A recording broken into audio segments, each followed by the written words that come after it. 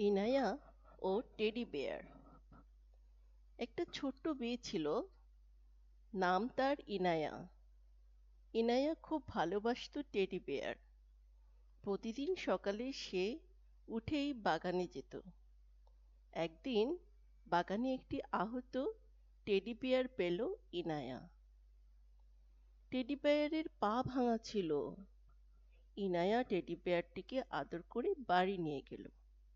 মাকে বলল, মা, এই টেডি বেয়ারটিকে আমি সুস্থ করতে চাই।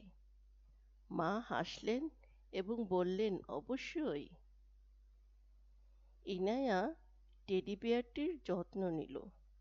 কয়েকদিন পর টেডি বেয়ারটি সুস্থ হয়ে গেল।